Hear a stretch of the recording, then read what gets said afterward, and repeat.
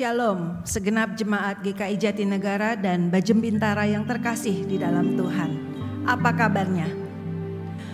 Sungguh kita mau bersyukur kepada Tuhan atas kesempatan yang kita bisa kembali berjumpa dan beribadah bersama kepada Bapa kita di surga melalui kebaktian umum online hari ini. Mari saya undang segenap jemaat untuk bangkit berdiri. Mari kita mengawali kebaktian ini dengan satu pujian, Rajakanlah Yesus.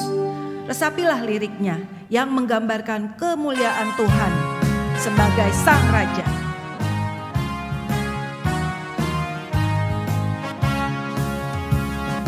Rajakanlah Yesus, kembali arasnya, dengarkan suara pujian kumandang di surga.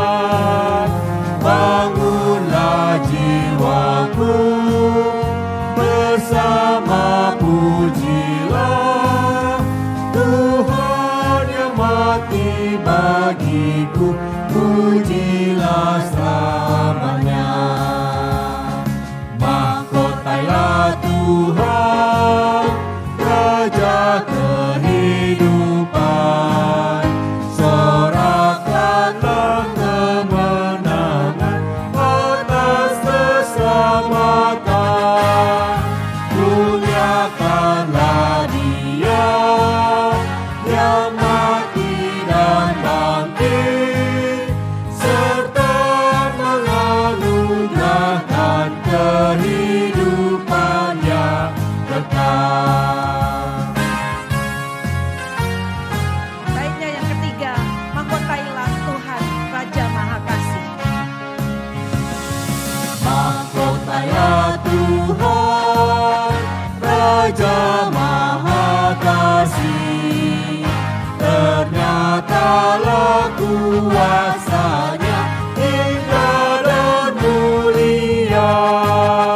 Pujilah penebus yang mati bagiku, puji dan muliakan Tuhan selama-lamanya.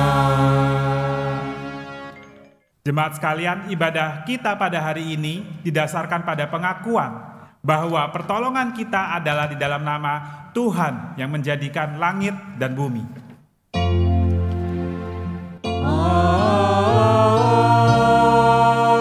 Amin. Amin.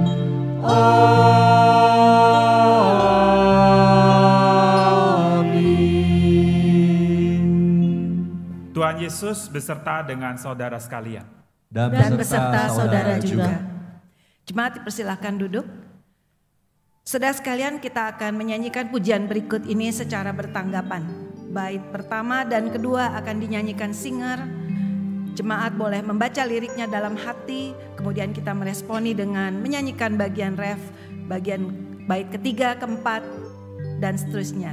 Aku milikmu, Yesus Tuhanku.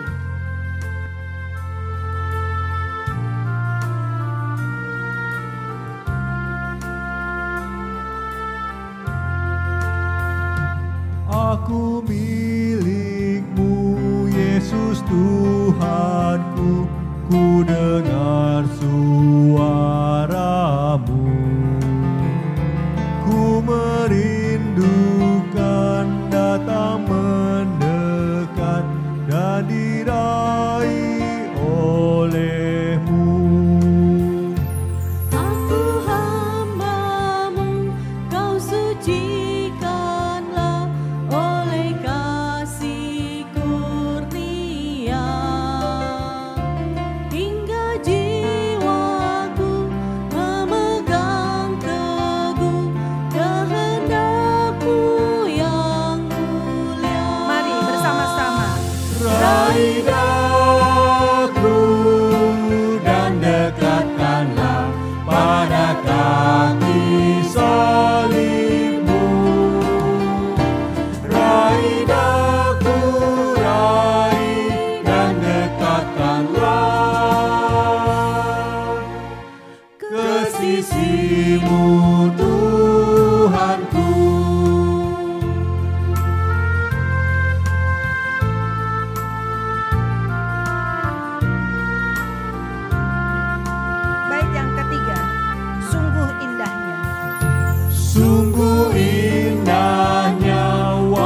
sejenak besertamu Allahku.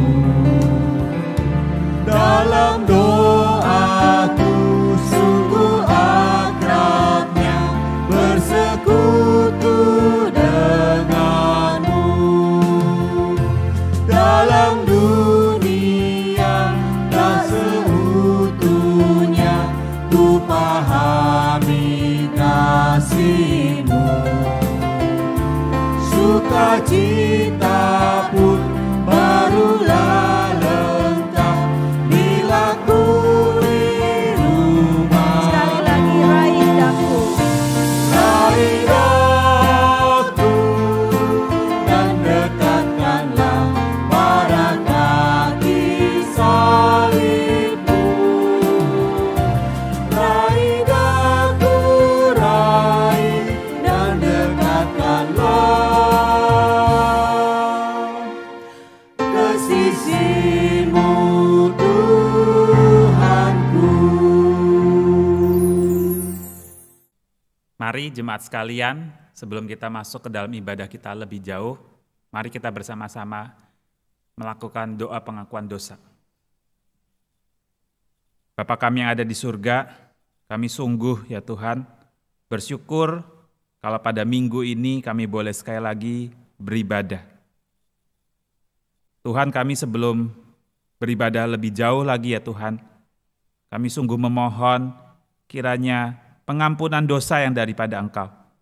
Karena kami sadar betul di dalam keseharian kami banyak kesalahan, banyak pelanggaran, banyak dosa-dosa yang kami lakukan sadar ataupun tidak kepada Tuhan dan sesama kami, termasuk kepada keluarga kami juga. Dan kami ditemukan tidak layak, tidak benar, dan tidak kudus di hadapan-Mu. Tuhan, kami gentar dengan kekudusan Engkau. Oleh karena itu kami sungguh-sungguh pada saat ini ya Tuhan, datang kepadamu untuk mengakui setiap dosa kami. Tuhan, ampunilah kami ya Tuhan, kalau kami sulit untuk mengampuni orang lain yang bersalah kepada kami. Padahal Engkau mengajar kepada kami untuk sungguh-sungguh mengampuni orang yang bersalah kepada kami. Tetapi kami ternyata pun masih ada kelemahan di dalam hal tersebut. Tuhan, kami juga memohon ampun ya Tuhan, kalau di dalam hari-hari kami tidak memberikan diri kami untuk diajar oleh Tuhan, supaya hidup makin hari makin benar dan makin sungguh-sungguh. Tuhan, ampunilah kami. Dan Tuhan, kami juga kadang-kadang membiarkan diri kami untuk terus merasa bersalah, tidak mau menerima pengampunan daripada Tuhan karena kekerasan hati kami sendiri. Tuhan, kami sungguh bodoh. Ampunilah kami ya Tuhan. Kiranya Tuhan mendengar doa pengakuan kami dan Tuhan berkenan dengan darah anak-Mu Yesus Kristus membasuh setiap dosa kesalahan kami, supaya kami ditemukan layak di hadapan-Mu dan kami boleh lebih lanjut lagi menyembah Engkau. Dengar doa kami ya Tuhan, di dalam nama Tuhan Yesus Kristus kami berdoa, memohon dan percaya. Amin. Jemaat Tuhan, saya undang untuk kembali bangkit berdiri.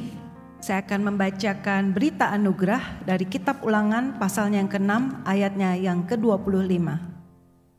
Dan kita akan menjadi benar apabila kita melakukan segenap perintah itu dengan setia di hadapan Tuhan Allah kita, seperti yang diperintahkannya kepada kita. Demikianlah berita anugerah dari Tuhan. Syukur kepada Allah. Kita tahu bahwa tidak ada keluarga yang sempurna, seperti halnya tidak ada manusia yang sempurna selain Yesus Kristus sendiri. Namun demikian, kita percaya bahwa Allah Bapa senantiasa menuntun keluarga kita. Amin. Mari kita bersyukur atas pimpinan Tuhan dalam keluarga kita, sekaligus meminta pimpinan Roh Kudus agar kita mewujudkan kasih Tuhan dalam keluarga kita. Keluarga hidup indah.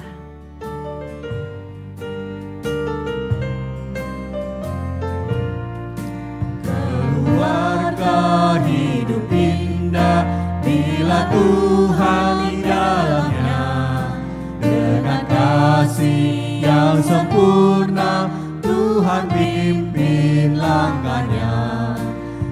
Terima kasih padamu Tuhan, Kau bimbing kami selamanya. Segala hormat, puji dan syukur kami panjatkan kepadamu. Di dunia banyak jalan, jalan manakah ditempuh? Jalan lurus hanya satu, jalan Tuhan itulah. Terima kasih padamu Tuhan, Kau bimbing kami selamanya.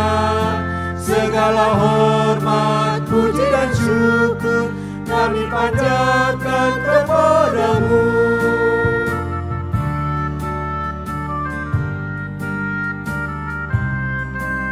Keluarga hidup indah. Keluarga hidup indah bila Tuhan memimpinnya. Dalam suka, dalam duka, kita dalam tangannya. Terima kasih padamu Tuhan, Kau bimbing kami selamanya. Segala hormat, puji dan syukur kami panjatkan kepadamu. Ya Roh Kudus, bimbing kami agar selalu bersamamu.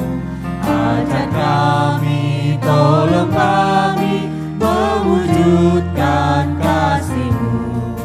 Terima kasih padamu Tuhan, Kau bimbing kami selamanya. Segala hormat, puji dan syukur kami panjatkan kepadamu. Silakan duduk.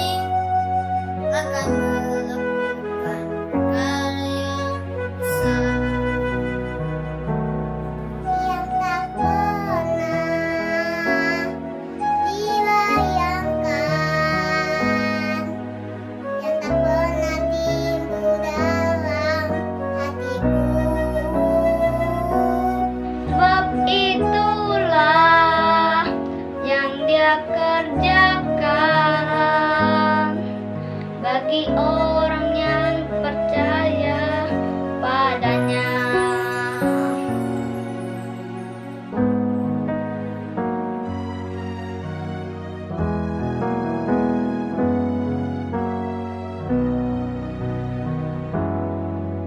Mata kecil ini, mulut kecil ini akan melakukan perkara yang besar.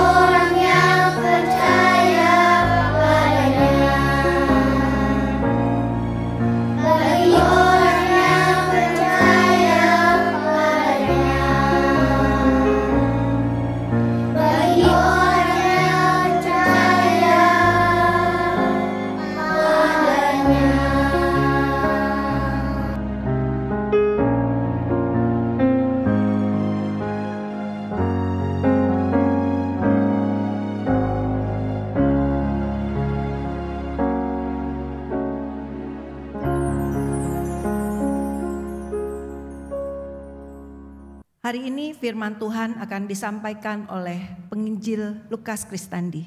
Mari kita persiapkan hati kita untuk menerima pengajaran firman Tuhan dengan sebelumnya menyanyikan pujian Keluarga Allah.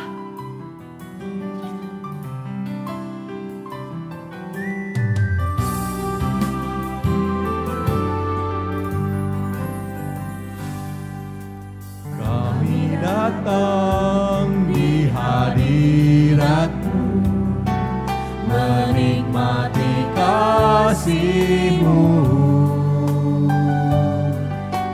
membawa seisi rumahku, sujud menyembah-Mu.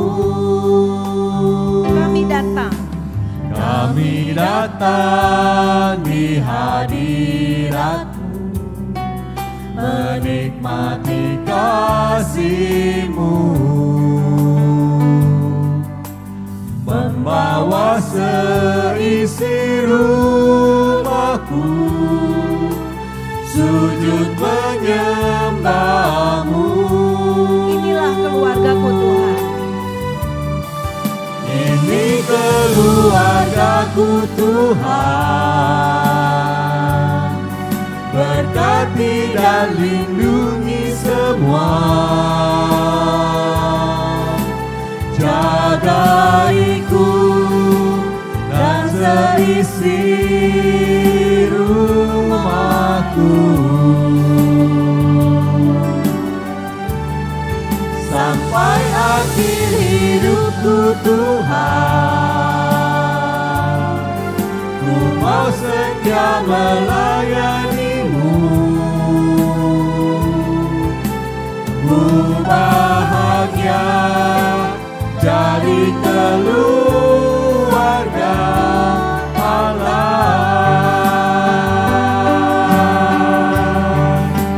Ku bahagia jadi keluarga Allah.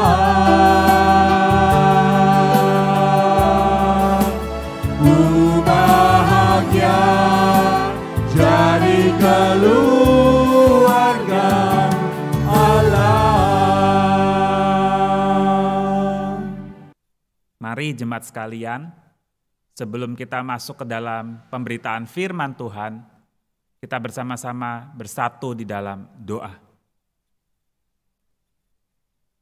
Bapa kami yang ada di surga, kami mengucap syukur karena kami boleh menyembah Engkau, dan saat ini kami boleh bersama-sama duduk merenungkan firman-Mu ya Tuhan. Tuhan, kami sudah siap untuk mendengarkan firman-Mu. Buka hati kami, buka pengertian kami, dan juga Tuhan ajar kami dengan kebenaran firman-Mu. Tuhan, tolong hamba-Mu yang sederhana ini untuk menyampaikan kebenaran firman-Mu ya Tuhan. Dan biarlah kiranya melalui firman Tuhan pada hari ini, kami, anak-anak Tuhan, keluarga-keluarga Tuhan, boleh dibangun. Di dalam nama Tuhan Yesus Kristus, kami berdoa. Amin. Perenungan kita pada hari ini terambil daripada kitab Efesus, pasalnya yang kelima, ayat yang ke-22, sampai Efesus pasal yang ke-6, ayatnya yang ke-4. Efesus pasal yang kelima, ayat yang ke-22, sampai Efesus pasal yang ke-6, ayat yang ke-4. Demikian bunyinya. Hai istri, tunduklah kepada suamimu sama seperti kepada Tuhan. Karena suami adalah kepala istri sama seperti Kristus adalah kepala jemaat. Dialah yang menyelamatkan tubuh. Karena itu, sebagaimana jemaat tunduk kepada Kristus, demikian jugalah istri kepada suami dalam segala sesuatu. Hai suami, kasihilah istrimu sebagaimana Kristus telah mengasihi jemaat dan telah menyerahkan dirinya baginya untuk menguduskannya, sesudah ia menyucikannya dengan memandikannya dengan air dan firman. Supaya dengan demikian ia menempatkan jemaat di hadapan dirinya dengan cemerlang, tanpa cacat atau kerut atau yang serupa itu, tetapi supaya jemaat kudus dan tidak bercela. Demikian juga suami harus mengasihi istrinya, sama seperti tubuhnya sendiri. Siapa yang mengasihi istrinya, mengasihi dirinya sendiri. Sebab tidak pernah orang membenci tubuhnya sendiri, tetapi mengasuhnya dan merawatinya, sama seperti Kristus terhadap jemaat, karena kita adalah anggota tubuhnya. Sebab itu laki-laki akan meninggalkan ayahnya dan ibunya dan bersatu dengan istrinya, sehingga keduanya itu menjadi satu daging. Rahasia ini besar, tetapi yang aku maksudkan ialah hubungan Kristus dan jemaat. Bagaimanapun juga, bagi kamu masing-masing berlaku, kasihilah istrimu seperti dirimu sendiri, dan istri hendaklah menghormati suaminya. Hai anak-anak, taatilah orang tuamu di dalam Tuhan, karena haruslah demikian. Hormatilah ayahmu dan ibumu. Ini adalah suatu perintah yang penting, seperti yang nyata dari janji ini, supaya kamu berbahagia dan panjang umurmu di bumi. Dan kamu bapak-bapak, janganlah bangkitkan amarah di dalam hati anak-anakmu, tetapi didiklah mereka di dalam ajaran dan nasihat Tuhan. Demikian firman Tuhan pada hari ini. Berbahagialah kiranya orang yang membaca firman Tuhan, merenungkannya, dan menyimpannya di dalam kehidupannya sehari-hari. Haleluya. Haleluya, haleluya, haleluya.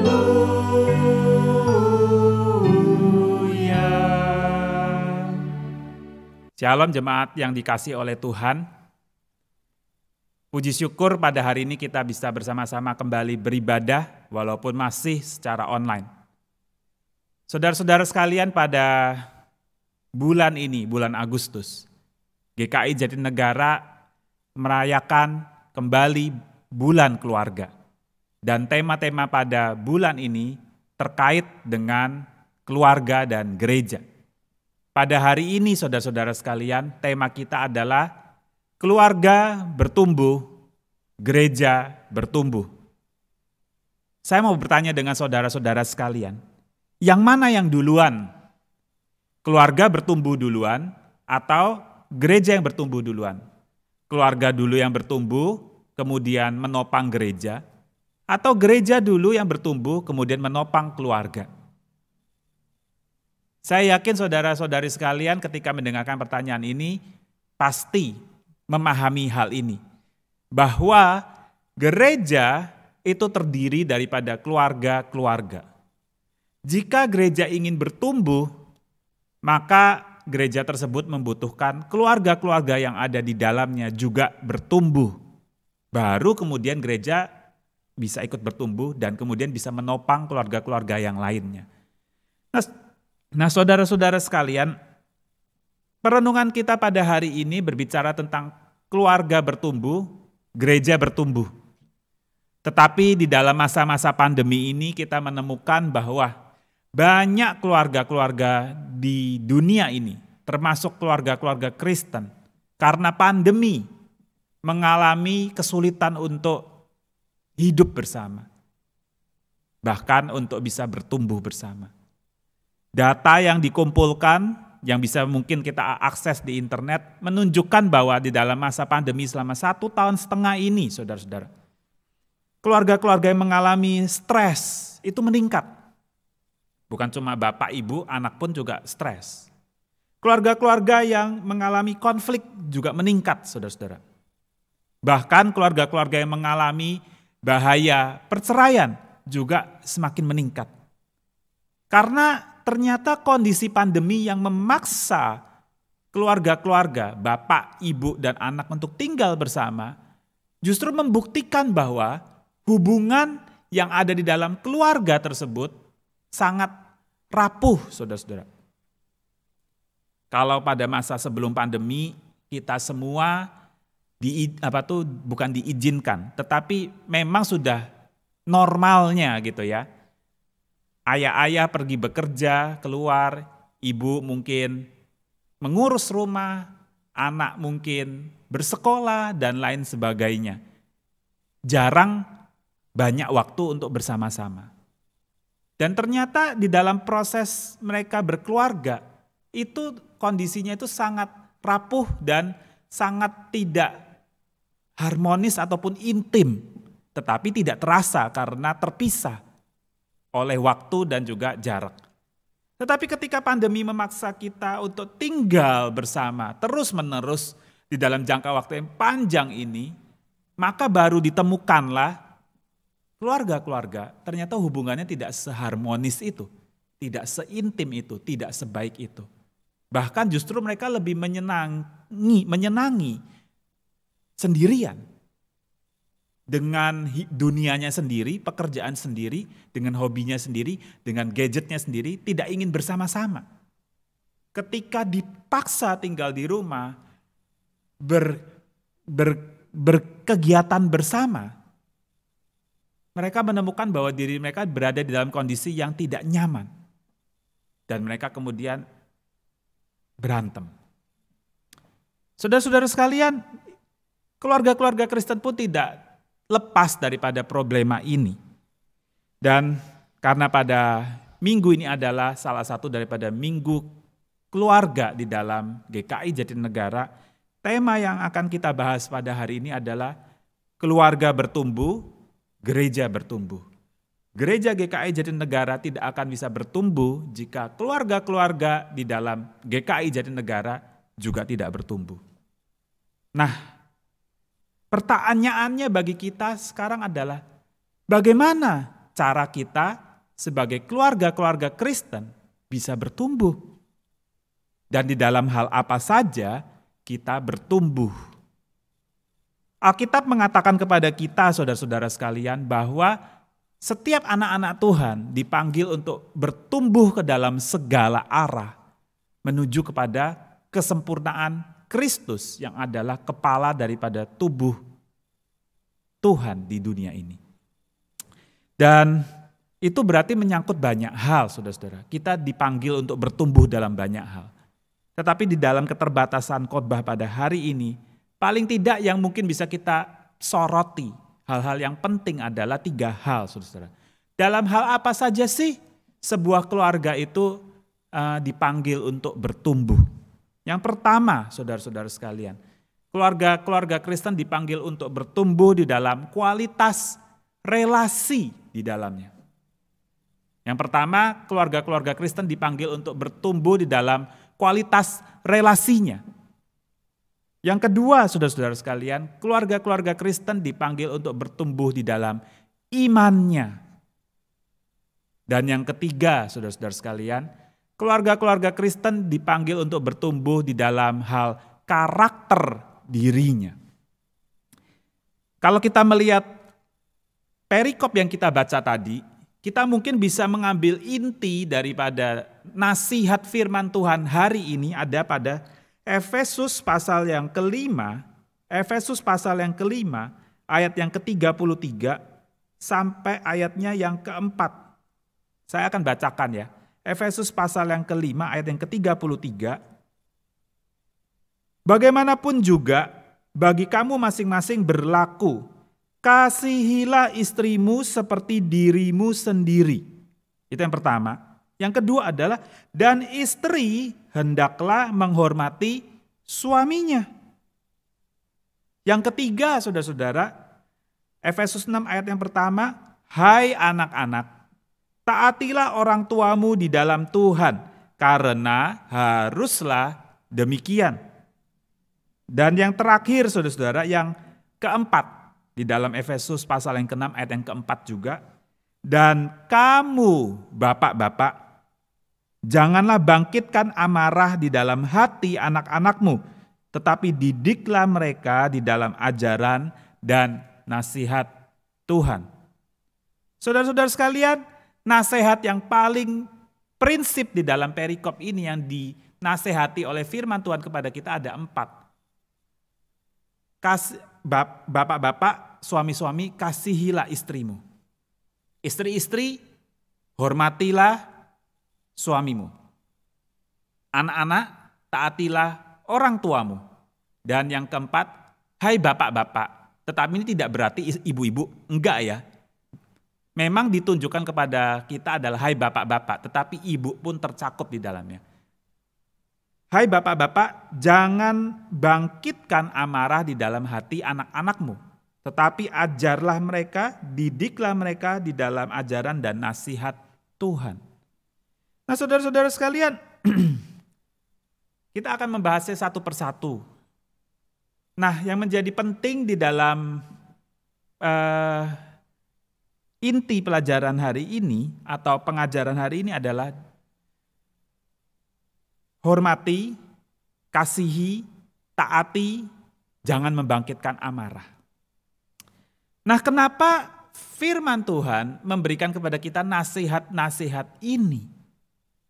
Kita harus memahami konteksnya saudara-saudara. Konteks kita sebagai seorang manusia. Konteks kita sebagai sebuah keluarga. Dan konteks kita sebagai orang-orang yang tinggal di dalam dunia yang sudah jatuh di dalam dosa. Bapak, Ibu sekalian tentu sadar dan mengerti bahwa kita sudah berada di dalam kondisi jatuh di dalam dosa. Dan itu artinya Bapak Ibu sekalian, kita adalah pribadi-pribadi yang tidak sempurna. Kita sendiri tidak sempurna, pasangan kita juga tidak sempurna. Anak kita pun juga tidak sempurna. Kita sebenarnya secara pikiran kita menyadari kebenaran ini. Kita menyadari fakta ini bahwa kita itu tidak sempurna. Kita berdosa. Tetapi yang lucunya Bapak Ibu sekalian, kita seringkali tidak sadar. Kita selalu di dalam kehidupan kita berkeluarga. Kita menuntut pasangan kita menuntut anak-anak kita supaya sempurna. Supaya sesuai dengan ideal yang kita mau. Kamu harus begini, kamu harus begini. Dan itulah yang akibatnya menyebabkan kita semua menjadi saling berkonflik dan saling berantem satu dengan yang lainnya di dalam keluarga. Firman Tuhan pada hari ini memberikan kepada kita 4 nasihat yang sangat sederhana tetapi mendalam ini. Karena Alkitab tahu kita adalah manusia yang sudah jatuh di dalam dosa. Kita tidak bisa memperlakukan mereka atau pasangan kita ataupun anak-anak kita dengan standar yang sempurna. Harus. Jikalau demikian saudara-saudara, maka kita sendiri tidak akan bertumbuh. Keluarga kita pun tidak akan bertumbuh.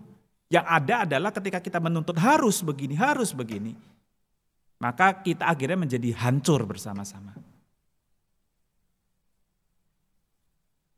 Firman Tuhan mengingatkan kepada kita di dalam kondisi kita sebagai keluarga yang sudah sama-sama jatuh di dalam dosa.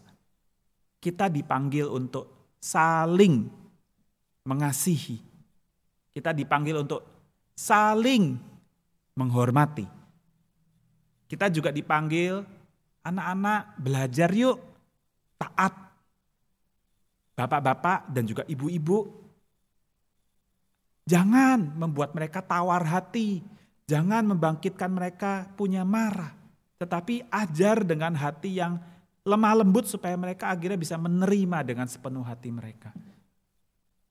Karena ini adalah sebuah realita, saudara.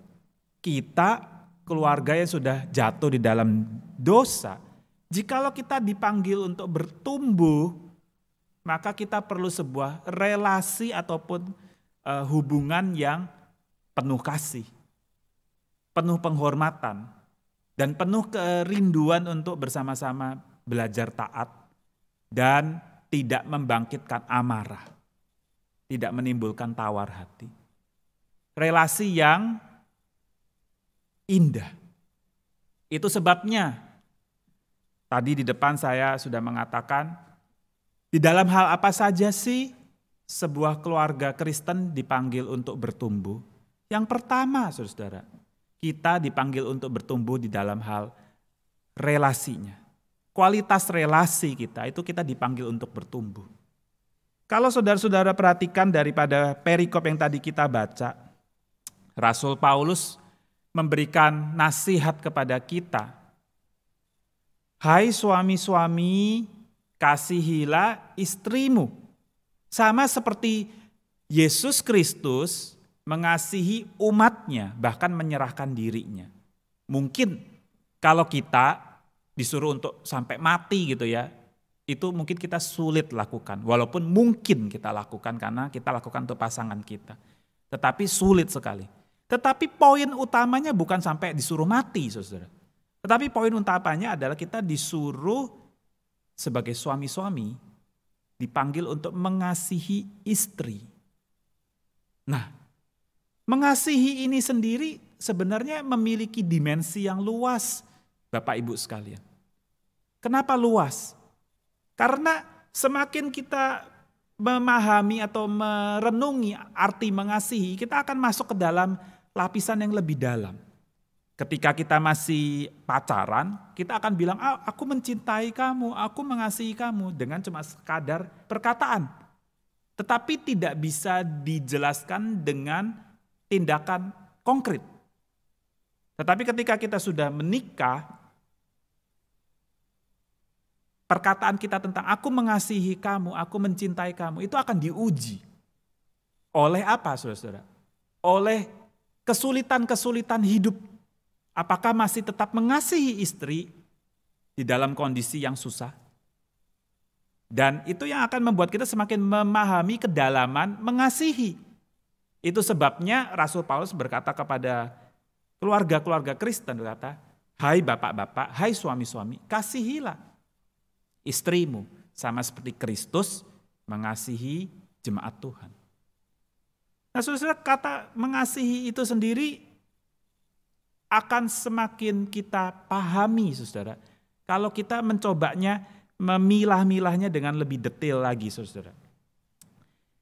Dalam hal mengasihi, bapak-bapak itu tentu pasti akan bilang, aku mengasihi istri aku. Makanya saya berusaha, misalnya sebagai seorang suami gitu ya, apa bukti kamu mengasihi istrimu? Maka bapak-bapak biasa, saya mengasihi dia. Buktinya adalah yang pertama, saya akan bekerja dengan giat supaya saya menghasilkan penghasilan yang cukup. Dan kemudian saya mencukupi kehidupan istri saya dan keluarga saya. Itu bukti saya mengasihi mereka. Betul, saudara-saudara sekalian. Hal itu betul adanya. Tetapi tahukah saudara-saudara sekalian, mengasihi tidak cukup dibuktikan dengan menghasilkan penghasilan atau penghidupan yang cukup. Seringkali banyak bapak-bapak, banyak suami-suami mengasihi berhenti sampai pada titik tersebut. Kalau saya sudah berhasil mencukupkan kebutuhan keluarga, saya sudah merasa lega karena saya sudah membuktikan saya mengasihi keluarga saya. Saya sudah banting tulang. Tetapi saudara-saudara, mengasihi itu tidak cukup sampai di sana. Sadarkah saudara-saudara sekalian, kalau kata mengasihi itu berarti ada sebuah keterbukaan. Ada sebuah ketransparanan terhadap pasangan yang kita kasihi. Oleh sebab itu saudara-saudara sekalian, di dalam firman Tuhan ini, di dalam ayatnya yang ke-31, ayat yang ke-31, Efesus 5 ayat yang ke-31. Di situ dikatakan demikian, Efesus 5 ayat 31, sebab itu laki-laki akan meninggalkan ayahnya dan ibunya dan bersatu dengan istrinya sehingga keduanya itu menjadi satu daging. Nah, saudara-saudara, ini adalah salah satu bukti, saudara, mengasihi yang mendalam. Lebih dalam daripada sekadar cuma ngomong aku mengasihi kamu, lebih dalam daripada sekadar cuma aku memberikan penghidupan buat keluargaku. Ternyata seorang suami bersatu dengan istrinya sehingga keduanya menjadi satu daging. Ada enggak saudara-saudara daging yang ada batasan-batasannya? Ada daging yang maksudnya bisa dilihat perbedaan-perbedaannya. Mungkin ada gitu ya, kalau kita ngeliat daging sapi atau daging babi gitu ada kayak lapisan lemaknya, ada lapisan dagingnya. Tetapi saya coba tanya sama saudara-saudara sekalian, apakah itu bisa dipilah-pilah saudara? Istilah menjadi satu daging itu artinya udah gak bisa dipisahin saudara. Sudah menyatu, bersatu menjadi tak terpisahkan.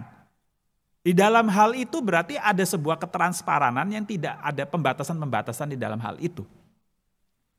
Nah di dalam hal ini saudara, ternyata masih banyak suami-suami yang tidak cukup transparan terhadap istrinya.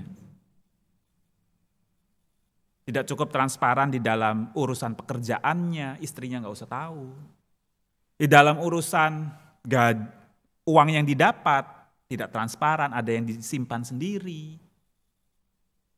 Soal penghasilan juga, ini tabungan aku, itu tabungan kamu, kita pisah. Lalu di dalam hal misalnya hobi, suami-suami seringkali suka dengan hobi-hobi tertentu. Mengambil waktu yang cukup banyak mungkin di dalam hobi-hobinya. Dan dia tidak mengikut sertakan istrinya. Sehingga istrinya banyak hal tidak mengetahui tentang apa yang dikerjakan oleh suaminya.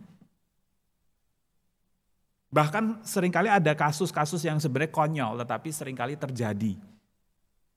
Suami-suami punya handphone. Mereka bikin password gitu ya, supaya nggak bisa dibuka oleh istri dan anaknya. Kalau sekali waktu gitu ya, istrinya mencuri tahu password suaminya atau anaknya mengetahui password papahnya gitu ya, kebuka gitu ya. Wah, suaminya tahu bahwa handphonenya terbuka oleh pasangannya. Begitu marah, sampai berantem. Dan akhirnya menjadi besar pertengkarannya. Berarti ada sesuatu hal antara suami dengan istri, itu tidak cukup transparan. Ada sesuatu yang aku tahu sendiri, kamu gak usah tahu. Nah di dalam hal ini saudara-saudara itu membuktikan bahwa suami-suami tidak cukup mengasihi istrinya seperti halnya menjadi satu daging. Dan masih banyak hal-hal lainnya saudara. Hal yang lebih mendalam lagi saudara, berbicara tentang misalnya seorang suami di dalam hal bekerja. Istri-istri suka sekali dibilang, oh udah gak usah ikut campur, pokoknya begini aja. Ketika istri memberikan masukan, gak perlu, diam. Saya lebih tahu daripada kamu, diam saja. Akhirnya istri-istri menjadi takut atau menjadi minder atau menjadi kecewa dan menjauh. Dan keluarga tersebut, istri bergerak ke arah yang lain, suami bergerak ke arah yang lain. Karena merasa ini dunianya saya, kamu tidak usah ikut campur. Kamu urusin aja anak saja. Dan lain sebagainya saudara.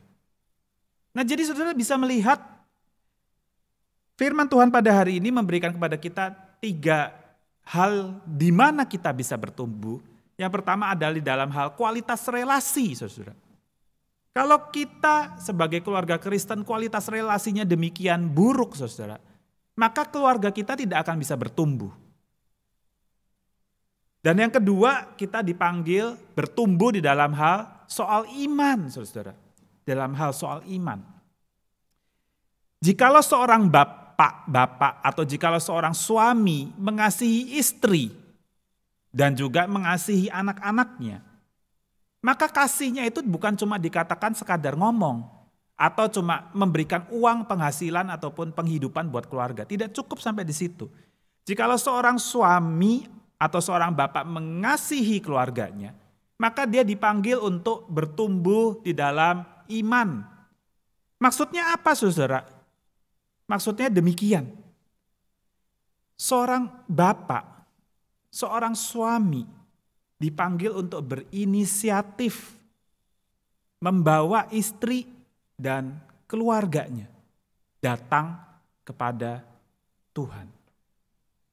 Itu sebabnya Rasul Paulus memberikan nasihat kepada kita di dalam perikop ini, suami-suami, di ayat yang ke-24 ya saudara-saudara, ayat yang ke-25. Hai suami-suami, kasihilah istrimu sebagaimana Kristus telah mengasihi jemaat dan telah menyerahkan dirinya baginya. Yang saudara-saudara harus perhatikan adalah, hai suami, kasihilah istrimu sebagaimana Kristus telah. Kata telah di situ. Telah. Artinya Kristus itu telah menyerahkan dirinya.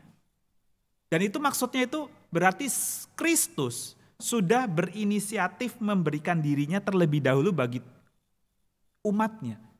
Dia berinisiatif terlebih dahulu bergerak untuk mengasihi umatnya dan untuk menyelamatkan umatnya. Kita sebagai suami-suami, kita dipanggil untuk mengambil tindakan demikian. Kita dinasihati oleh Rasul Paulus, teladanilah Kristus. Kamu itu umpamanya Kristus bagi istrimu, bagi keluargamu. Kalau Kristus berinisiatif menyelamatkan jemaatnya, maka suami-suami dipanggil untuk berinisiatif di dalam soal iman, membawa istri dan keluarganya untuk datang kepada Tuhan.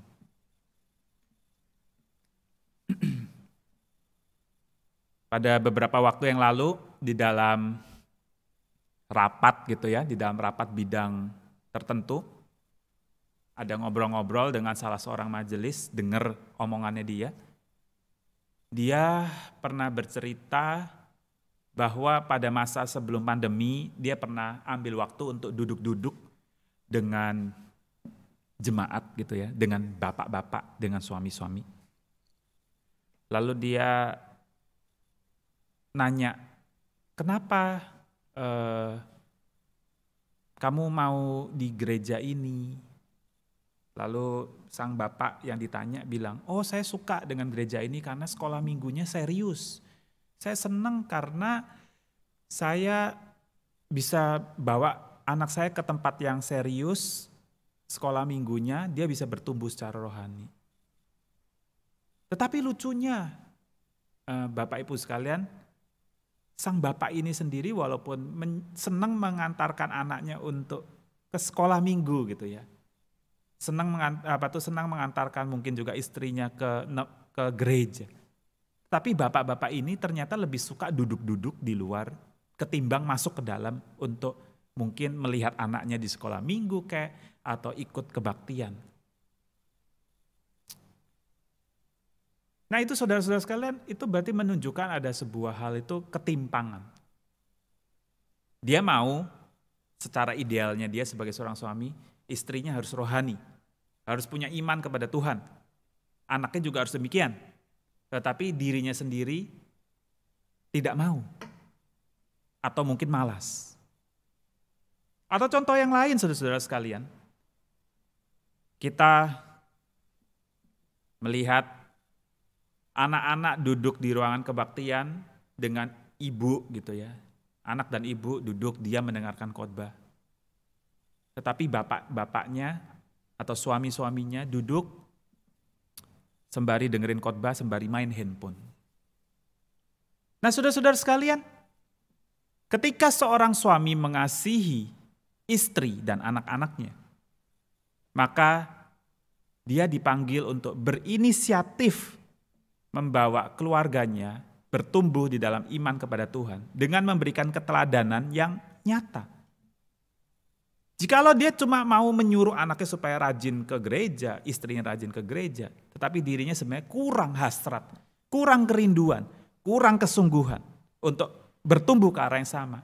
Sebenarnya suami-suami yang demikian, bapak-bapak yang demikian, kurang mengasihi istri dan keluarganya. Saudara-saudara sekalian, hal ketiga yang bisa kita pelajari daripada perikop hari ini adalah kita dipanggil untuk bertumbuh. Pertama tadi soal kualitas relasi. Yang kedua kita dipanggil untuk bertumbuh soal iman. Dan yang ketiga kita dipanggil untuk bertumbuh soal karakter. Saudara-saudara sekalian. Suami-suami saudara digambarkan oleh Rasul Paulus itu adalah umpamanya Kristus kepada jemaat. Artinya suami-suami itu harus punya pengorbanan yang lebih besar kepada istri dan kepada anak-anaknya. Seorang suami dipanggil untuk lebih berkorban di dalam perasaan, di dalam soal tenaga, di dalam soal fisik dan semua-semuanya, saudara. Walaupun memang di dalam hal ini, saudara, kita harus menyadari memang pada mulanya Tuhan sudah memberikan hukuman kepada Adam, kepada manusia pertama, kepada laki-laki pertama. Setelah dia jatuh dalam dosa, Adam akan berpeluh, lelah, akan capek, akan menderita selama hidupnya di dalam dunia ini karena dia harus berjuang dengan keras. Itu adalah salah satu bagian yang nyata di dalam kehidupan seorang laki-laki, seorang suami, seorang bapak. Tetapi di dalam perikop ini, saudara, kita diarahkan oleh Rasul Paulus, suami-suami, bapak-bapak, kamu harus lihat. Lihatlah kepada Kristus. Bagaimana dia berinisiatif untuk datang kepada umatnya. Bagaimana Kristus itu berinisiatif untuk berkorban untuk umatnya sampai mati. Itu penuh dengan penderitaan. Tetapi karena dia sungguh-sungguh mengasihi umatnya. Begitu juga dengan suami-suami kita sebagai laki-laki ini. Kita dipanggil untuk lebih menderita. Karena itu adalah bukti kita mengasihi istri, bahkan anak-anak dan keluarga kita.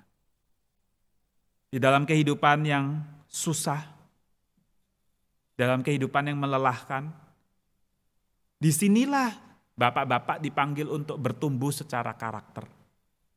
Ambil contoh begitu ya. Misalnya kalau bapak-bapak capek gitu ya, habis bekerja, dulu misalnya pulang dari kantor sudah capek sekali, mau duduk, mau nyantai, tapi sampai di rumah belum sempat istirahat, ternyata dia menemukan bahwa istrinya masih kesibukan gitu ya. Lalu dia belum sempat duduk, tolong bantu ini, tolong bantu itu. Terpaksalah dia harus membantu. Baru selesai, dia mau duduk lagi, mau buka misalnya televisi, tiba-tiba anaknya datang, "Pak, ini ada mainan yuk, main yuk bareng saya." Lalu respon bapak itu mesti bagaimana? Apakah dia menjadi marah, menjadi gusar atau enggak mau, aku mau nyantai. Kalau itu responnya adalah akibatnya si anak tentu akan kecewa dan sedih. Tetapi kalau dia mau membahagiakan hati anaknya, maka dia mau gak mau sekali lagi mengorbankan dirinya. Oke, ya udah main sama anak-anak. Nah, saudara-saudara, disitulah kita bisa melihat bahwa kualitas karakter daripada keluarga Kristen itu jadi bertumbuh secara khusus kepada bapak-bapak, kepada suami-suami. Dia harus lebih banyak berkorban. Sama seperti meneladan Kristus yang berkorban buat jemaatnya. Di dalam keteladanan seperti demikian, maka karakter daripada suami-suami, daripada bapak-bapak bertumbuh. Dari tadi kita cuma ngomong dari sudut suami, sudut bapak gitu ya. Seolah-olah yang lainnya mungkin bisa berkata, kita dibelain. Tanggung jawab semua ada pada suami gitu ya, ada pada bapak. Tetapi memang realitanya firman Tuhan ini memberikan bobot yang terbesar memang kepada suami, kepada bapak-bapak. Karena dia adalah inisiator di dalam keluarga untuk membangun keluarga Kristen. Jikalau seorang suami, seorang bapak, dia tidak berinisiatif di dalam hal ini, maka keluarganya cepat atau lambat akan runtuh.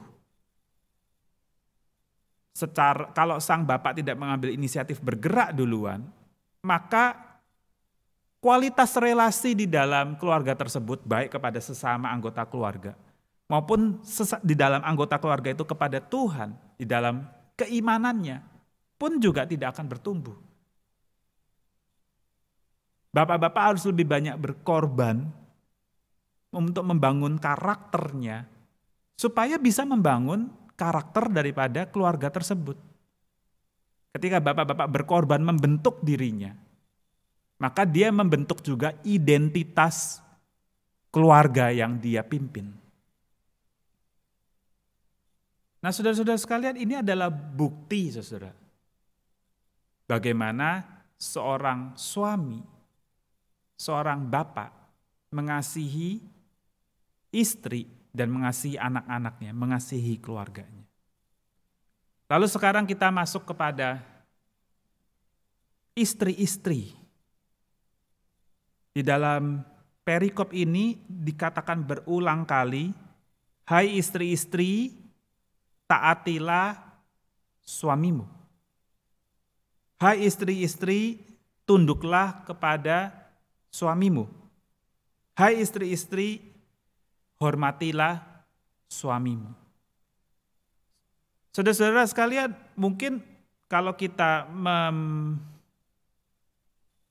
membaca perikop ini dan membahasnya, maksudnya memahaminya secara literal, jadi sedikit berbahaya, saudara.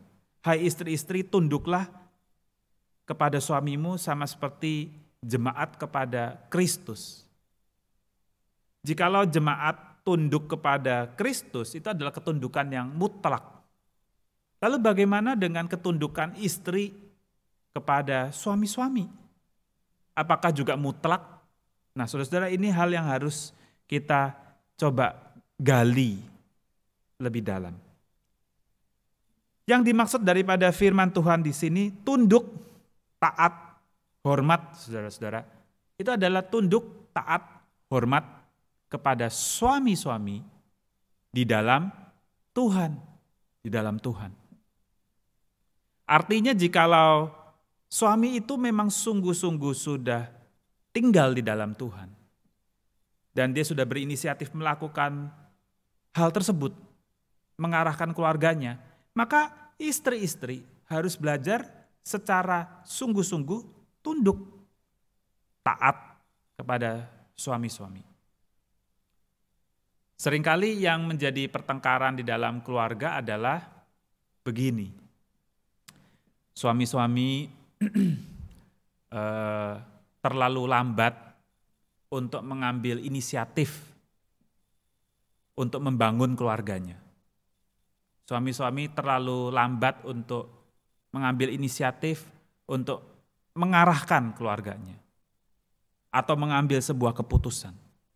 Lalu istri-istri kemudian ngelihat gak sabaran, kesel, marah. Lalu kemudian dia memarahi suaminya, gimana sih lambat banget? Atau mungkin suami-suami akhirnya sudah mengambil keputusan, sudah mengarahkan keluarga, tetapi ternyata tidak terlalu tepat gitu, atau tidak terlalu sesuai dengan keinginan daripada pasangannya. Marah lagi. Gara-gara kamu jadinya gak enak. Gara-gara kamu jadinya salah. Muncul, saudara-saudara, perasaan-perasaan tidak hormat istri kepada suami. Seolah-olah saya lebih tahu, kata istri. Kamu mah salah-salah terus. Mendingan saya saja yang pimpin. Kamu udah di samping aja liatin aku. Akhirnya muncul, saudara, perempuan-perempuan perkasa. Akhirnya suami-suami jadi mundur ke belakang. Nah, saudara-saudara sekalian, ini yang tidak boleh terjadi di dalam keluarga-keluarga Kristen. Karena hal ini membuat keluarga tersebut menjadi tidak bertumbuh dan memiliki dampak yang buruk kepada seluruh keluarga. Keharmonisan, kualitas relasi antara suami dan istri menjadi merosot. Lalu pertumbuhan iman daripada suami istri juga menjadi merosot. Akibatnya juga ketaatan anak-anak kepada bapak-bapak juga menjadi merosot, saudara. Jadi akhirnya nanti akan menghasilkan anak-anak yang tidak respect. Baik kepada ayah-ayahnya, ataupun nanti kemudian kelak menjadi lebih jauh, anak-anak juga menjadi tidak respect kepada Tuhan. Why? Karena saudara-saudara sekalian, bapak-bapak adalah representasi daripada Kristus di dalam keluarga. Anak-anak dari kecil melihat ayahnya sebagai figur keteladanan. Dan jikalau dia melihat ayahnya dihormati, maka dia akan muncul sebuah perasaan di dalam dirinya untuk secara sadar tidak sadar menghormati Tuhan juga. Sama seperti halnya dia melihat ayahnya dihormati. Itu adalah sesuatu yang natural di dalam diri anak-anak. Nah, saudara-saudara sekalian, kembali lagi, istri-istri harus tunduk, harus taat, harus menghormati suaminya. Di dalam kehidupan berkeluarga, suami-suami tentu harus banyak berjuang di dalam dirinya untuk menjadi pemimpin, menjadi inisiator, menjadi yang mengarahkan keluarganya. Tetapi sebagai manusia yang berdosa, saudara-saudara, suami-suami, bapak-bapak itu tidak lepas dari kesalahan. Dan jikalau istri kemudian merespon kelemahan-kelemahan tersebut dengan, kamu payah, aku lebih benar, tidak menghormati akhirnya. Maka kondisi di dalam keluarga itu akan sangat-sangat penuh dengan rasa yang tidak damai, tidak ada damai di dalamnya. Dan itu akhirnya akan membuat keluarga itu tidak akan bertumbuh di dalam segala hal. Ketika suami kurang mengasihi istri, ketika istri kurang menghormati suami, maka dampak selanjutnya yang terjadi adalah mungkin tidak bisa dilihat hari ini juga ketika hal itu terjadi, tetapi akan dilihat bertahun-tahun kemudian. Anak-anak di dalam keluarga tersebut akan lahir menjadi anak-anak pemberontak. Karena gambaran ataupun image keteladanan yang ada di dalam pikiran anak-anak, papa mama payah, tidak memberikan rasa damai, tidak memberikan keteladanan yang oke. Saya tidak perlu lagi terlalu taat kepada mereka. Saya lebih senang cerita kepada teman-teman saya lebih senang sharing dengan orang lain di luar papa mama saya. Saya tidak merasa rumah saya, rumah yang di mana saya bisa damai tinggal di dalam. Wah, kalau itu terjadi saudara-saudara sekalian, maka ketika kita bapak-bapak dan ibu-ibu yang sudah berkeluarga, anak sudah besar-besar, itu akan hidup dengan penuh rasa menyesal yang tidak akan bisa diulang lagi kesempatannya. Ketika suami-suami tidak cukup sungguh-sungguh mengasihi istri dan anak-anaknya. Ketika istri-istri tidak cukup menghormati suami-suaminya, maka yang akan terjadi adalah anak-anak sulit untuk taat kepada orang tua, bahkan sulit untuk taat kepada Tuhan. Dan jikalau hal demikian terjadi saudara-saudara sekalian, tidak mungkin keluarga itu menjadi keluarga yang bertumbuh dan membawa gereja itu bertumbuh. Hal yang terakhir yang bisa kita lihat adalah, hai bapak-bapak, termasuk juga ibu-ibu, janganlah bangkitkan amarah di dalam hati anak-anakmu.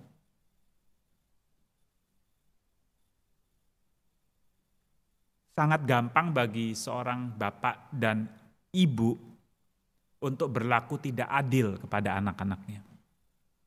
Saya pun juga menyadari saya punya kecenderungan demikian.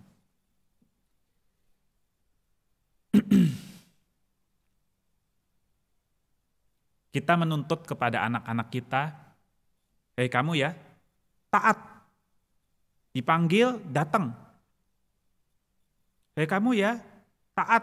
Disuruh naik, makan, segera makan.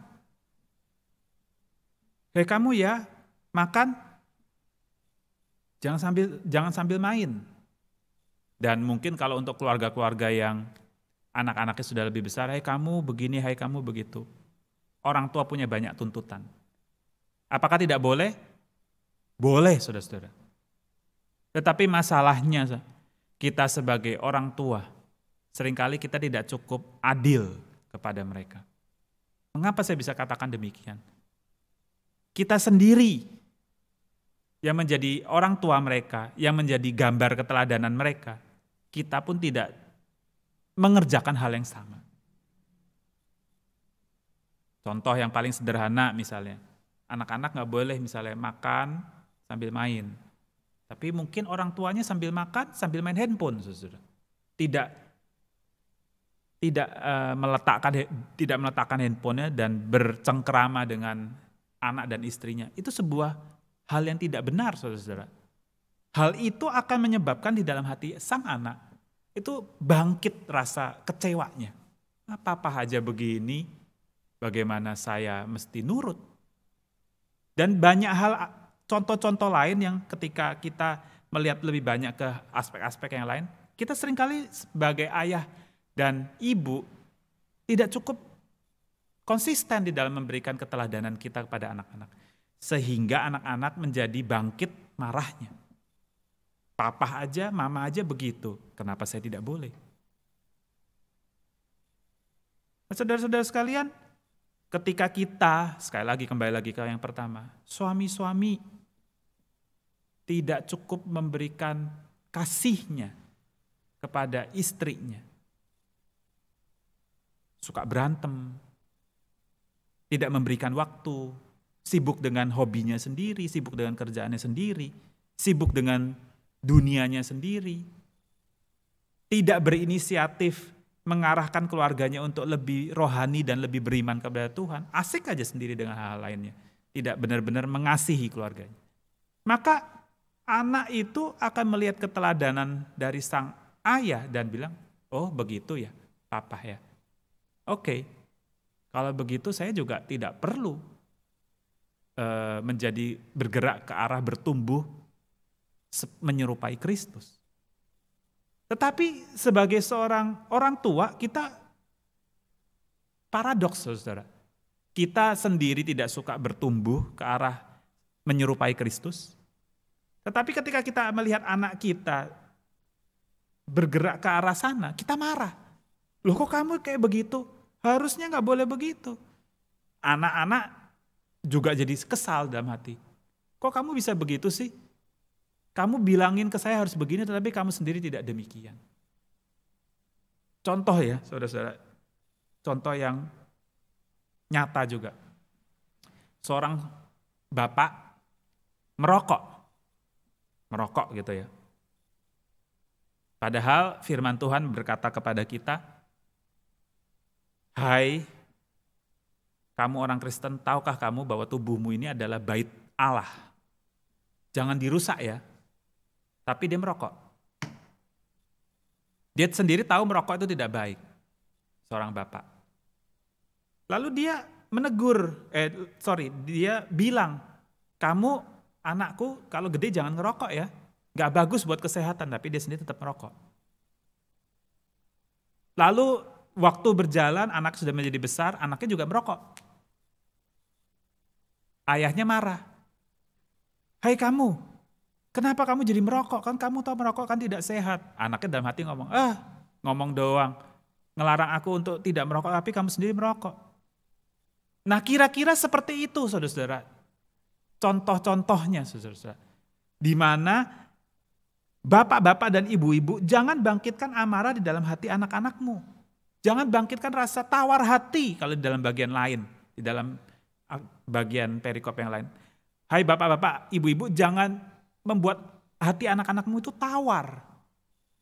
Kamu memberikan perintah begini begitu, sudahkah kamu melakukannya? Kamu ingin anakmu bertumbuh menyerupai Kristus, tetapi sudahkah kamu bertumbuh menyerupai Kristus? Jikalau kamu tidak bertumbuh menyerupai Kristus, tetapi kamu menuntut anak-anakmu untuk bertumbuh secara menyerupai Kristus, maka kamu akan membangkitkan marah di dalam hati anak-anakmu. Kamu akan membuat mereka tawar hati terhadap engkau. Nah, saudara-saudara sekalian, pada akhirnya kita sebagai gereja Tuhan, gereja itu terdiri daripada keluarga-keluarga kecil yang ada di dalamnya. Keluarga-keluarga itu, keluarga-keluarga Kristen harus bertumbuh, baru gereja bisa bertumbuh. Dan keluarga-keluarga Kristen harus bertumbuh paling tidak di dalam 3 hal. Bertumbuh secara kualitas relasinya.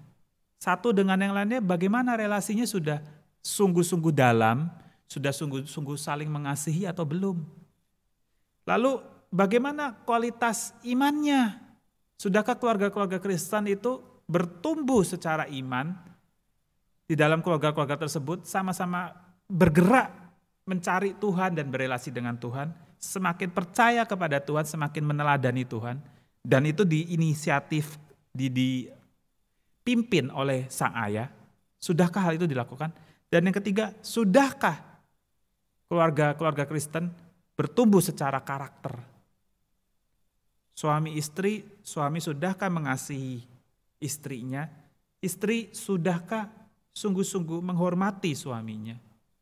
Sudahkah memberikan sebuah keadaan yang damai sejahtera di dalam keluarga itu, sehingga anak-anak yang tinggal di dalamnya bisa dengan hati yang rela, dengan hati yang suka, itu taat kepada orang tuanya, dan kemudian nanti akan taat kepada Tuhan, atau justru sebaliknya. Suami istri berantem, suami istri tidak saling menghormati, maka anak-anak merasa saya tidak damai di dalam rumah ini, saya tawar hati, saya marah. Dan akhirnya ketika dia sudah dewasa, sudah di luar daripada pengawasan kita, mereka sudah nggak bisa diapa-apain lagi, sudah hancur. Sekali lagi saudara-saudara, kita adalah manusia-manusia yang sudah jatuh di dalam dosa. Kita adalah keluarga-keluarga yang hidup di dalam konteks dunia yang berdosa. Tidak ada hal yang sempurna di dalam keluarga kita dan juga di dalam diri kita. Banyak lemah, banyak cacat, banyak celah. Tetapi ketika firman Tuhan pada hari ini mengingatkan kepada kita, kamu kasihilah, kamu hormatilah, kamu belajar taatlah. Itu adalah solusi yang diberikan oleh firman Tuhan kepada kita, agar kita sebagai keluarga yang hidup di dalam kondisi yang berdosa ini bisa tetap terus bertumbuh, bukannya hancur, saudara-saudara. Relasi yang saling mengasihi itu akan menjadi sebuah relasi yang bukan memaksa, tetapi relasi yang mengasihi itu adalah relasi yang justru mendamaikan, mendinginkan suasana yang rusak, suasana yang panas. Mengasihi bukan berarti kita cuma punya kewajiban.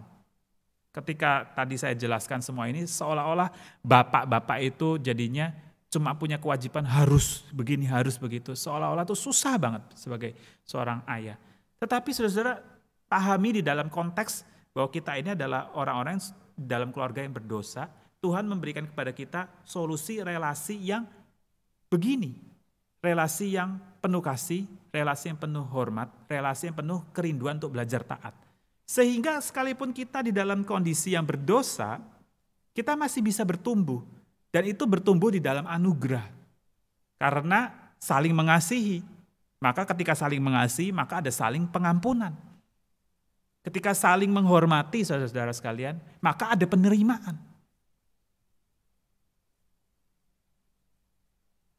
Ketika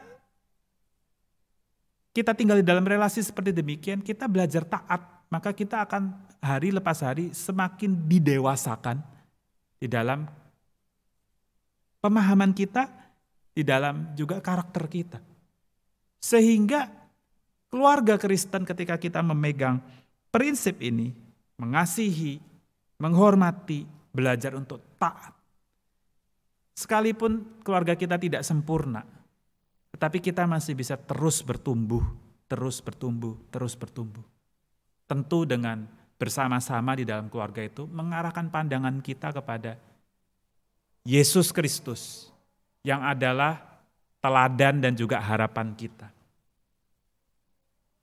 Karena kita sama-sama melihat kepada Tuhan Yesus Kristus yang adalah harapan kita, kita tahu walaupun kita tidak sempurna, kita punya Tuhan yang sempurna.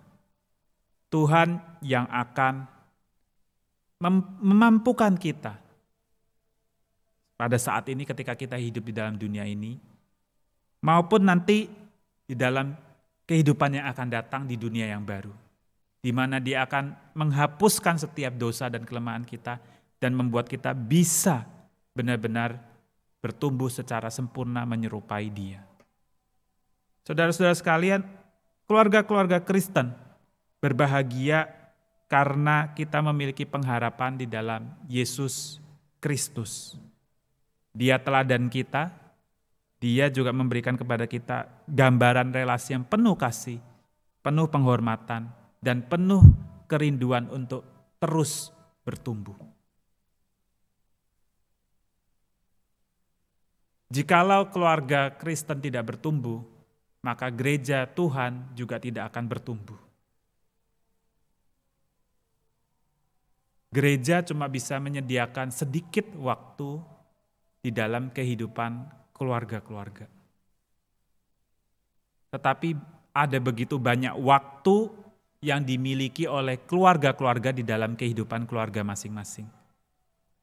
Yang menjadi pertanyaan bagi kita adalah, apakah keluarga-keluarga Kristen punya kerinduan, punya hati, punya hasrat tidak untuk bertumbuh bersama-sama di dalam keluarganya. Jikalau mereka punya kerinduan yang demikian, maka kita bisa mengharapkan gereja kita menjadi gereja yang bertumbuh di dalam Tuhan. Biarlah kiranya perenungan firman Tuhan pada hari ini memberkati kita, menolong kita untuk terus bertumbuh menyerupai Kristus di dalam segala hal. Tuhan Yesus memberkati kita semua. Amin.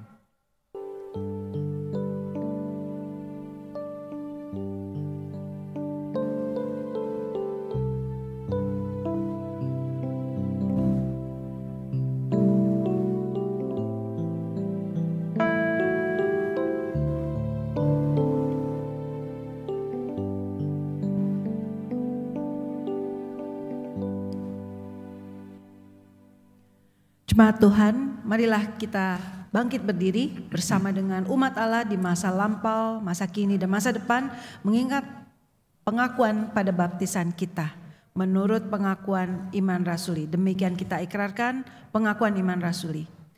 Aku percaya kepada Allah, Bapa yang Maha Kuasa, pencipta langit dan bumi, dan kepada Yesus Kristus, anaknya yang tunggal Tuhan kita, yang dikandung daripada Roh Kudus, lahir dari anak darah Maria, yang menderita sengsara di bawah pemerintahan Pontius Pilatus, disalibkan, mati dan dikuburkan, turun ke dalam kerajaan maut. Pada hari yang ketiga, bangkit pula dari antara orang mati, naik ke surga, duduk di sebelah kanan Allah, Bapa yang Maha Kuasa, dan dari sana Ia akan datang untuk menghakimi orang yang hidup dan yang mati. Aku percaya kepada Roh Kudus, gereja yang kudus dan am, persekutuan orang kudus, pengampunan dosa, kebangkitan orang mati, dan hidup yang kekal. Amin. Silakan duduk. Mari jemaat sekalian kita bersama-sama bersatu dalam doa syafaat. Bapa kami yang ada di surga, kami mau berdoa ya Tuhan buat keluarga-keluarga yang ada di dalam gereja ini. Tuhan tolong ya Tuhan, di dalam masa pandemi ini ya Tuhan, Gereja kami sudah mengalami 2 kali bulan keluarga di dalam masa pandemi. Banyak masalah yang terjadi di dalam keluarga Kristen di tempat ini. Tuhan, kami memohon, biarlah kiranya Tuhan menolong keluarga-keluarga yang ada di tempat ini. Supaya mereka boleh Tuhan pimpin untuk bisa semakin harmonis satu dengan yang lainnya. Biarlah kiranya ketika mereka bersama-sama, mereka juga boleh punya kerinduan untuk datang mencari Tuhan di dalam keluarga mereka masing-masing. Di dalam masa pandemi ini kami juga banyak yang menjadi dingin, menjadi bingung, karena ibadah hanya berlangsung secara online saja ya Tuhan. Biarlah kiranya Tuhan menolong keluarga-keluarga di tempat ini, supaya boleh dihangatkan hatinya, boleh semakin rindu mencari Tuhan. Bahkan ya Tuhan, mereka sebagai satu keluarga bisa semakin erat dan semakin mendukung satu dengan yang lainnya untuk mencari Tuhan, bahkan di luar waktu-waktu ibadah online kami. Tuhan tolong. Tuhan juga kiranya bantu untuk jemaat di tempat kami yang mengalami kesulitan ekonomi. Kiranya Tuhan sertai mereka, Tuhan berikan solusi. Biarlah kiranya mereka tidak terus dalam kondisi yang susah seperti demikian. Karena kami tahu ya Tuhan, dengan kondisi ekonomi yang susah, hal itu akan mengakibatkan banyak konflik di dalam keluarga juga. Tuhan tolong. Buat setiap anak-anak mereka ya Tuhan, Tuhan juga tolong supaya mereka menjadi anak-anak yang penurut, menjadi anak-anak yang membantu di dalam keluarga. Bukan menjadi anak-anak yang pasif, yang cuek, yang nyantai di dalam keluarga. Tuhan juga bantu mereka supaya anak-anak ini menjadi anak-anak yang punya niatan dari dalam dirinya juga untuk rajin belajar, sekalipun belajarnya secara online. Dan Tuhan, kami memohon, biarlah kiranya Tuhan terus memberikan kepada kami kesehatan di tengah-tengah masa pandemi ini. Kami juga mau bersyukur buat keluarga-keluarga yang sakit dan sudah sembuh karena anugerah Tuhan. Buat keluarga-keluarga yang berduka karena kehilangan anggota keluarga, Tuhan terus sertai dan hibur. Tuhan, kami memohon, biarlah kiranya Tuhan menambah-nambahkan kepada kami perasaan yang sadar untuk taat kepada pemerintah, kepada peraturan untuk menjaga kesehatan masing-masing.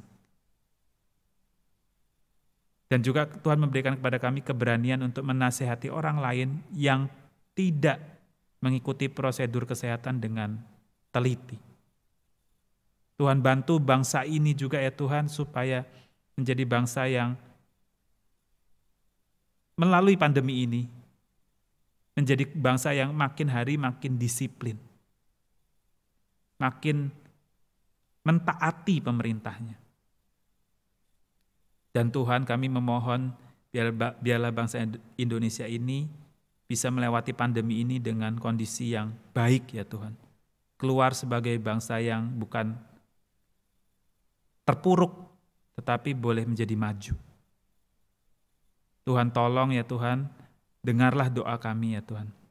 Dan kami mau menutup doa ini dengan menaikkan doa Bapa kami. Bapa kami yang ada di surga, dikuduskanlah namamu, datanglah kerajaan-Mu, jadilah kehendak-Mu di bumi seperti di surga. Berilah kami pada hari ini makanan kami yang secukupnya, dan ampunilah kesalahan kami, seperti kami juga mengampuni orang yang bersalah kepada kami. Jangan membawa kami ke dalam pencobaan, tetapi lepaskanlah kami daripada yang jahat. Karena Engkaulah yang punya kerajaan dan kuasa dan kemuliaan sampai selama-lamanya. Amin. Jemaat Tuhan, Pada ibadah online kali ini kita juga diberi kesempatan untuk boleh memberikan persembahan syukur kita kepada Tuhan agar dapat mendukung pekerjaan Tuhan di tempat ini. Persembahan dapat Bapak Ibu Saudara kirimkan ke nomor rekening GKI Jatinegara yang tercantum di layar Anda. Bagi yang berkendala juga bisa mengumpulkannya dalam amplop dan membawanya ke gereja pada saat kita sudah beribadah secara fisik di gereja nanti. Mari kita berdoa. Allah Bapa kami yang di surga, kami mengucap syukur atas berkat dan pimpinan-Mu dalam kehidupan keluarga kami. Engkau selalu setia menjaga kami. Kami mohon Tuhan agar Engkau berkenan menerima persembahan kami, baik dalam bentuk dana, namun terlebih lagi dalam bentuk kehidupan kami, agar boleh memuliakan Engkau dan menjadi berkat bagi sesama. Dalam nama Tuhan Yesus. Amin. Amin. Mari saudara, kita bangkit berdiri, kita berkomitmen untuk terus memperindah keluarga kita agar dapat menjadi persembahan hidup yang berkenan bagi Tuhan dan menjadi berkat bagi sesama. Kita sampaikan komitmen kita itu dalam bentuk pujian, syukur untuk keluargaku.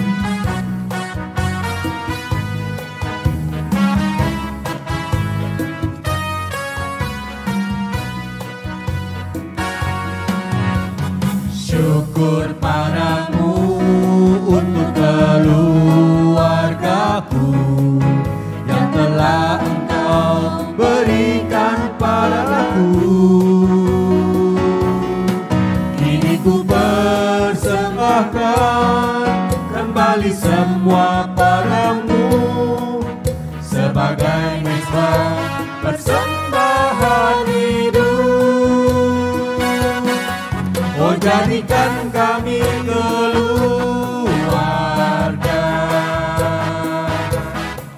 yang indah di hadapan-Mu, Tuhan. Saling mengasihi, saling melayani, menjadi indah bagi-Mu, Tuhan. Sekali lagi kita Jadikan kami keluarga yang indah di hadapan-Mu, Tuhan. Saling mengasihi, saling melayani, menjadi indah bagi-Mu, Tuhan. Menjadi indah bagi-Mu, Tuhan. Menjadi indah bagi-Mu, Tuhan. Jemaat sekalian, arahkanlah hatimu kepada Tuhan. Kami mengarahkan hati kami kepada Tuhan. Jadilah saksi Kristus. Syukur kepada Allah, Terpujilah Tuhan. sekarang dan selamanya. Mari kita semua menerima berkat daripada Tuhan. Kiranya kasih daripada Allah Bapa, pengorbanan Tuhan Yesus di atas kayu salib, dan penyertaan Allah Roh Kudus menguatkan dan memampukan kita, setiap orang tua yang ada di GKI Jatinegara ini, untuk membangun kehidupan iman di dalam keluarga masing-masing. Biarlah kiranya kasih daripada Allah Bapa, Allah Anak, dan Allah Roh Kudus terus mendorong kita untuk sanggup menghidupi apa yang terpenting, yaitu mengasihi Allah dan mengasihi sesama. Mulai daripada sekarang ini sampai selama-lamanya. Amin. Haleluya, haleluya, haleluya, haleluya, haleluya, amin, amin,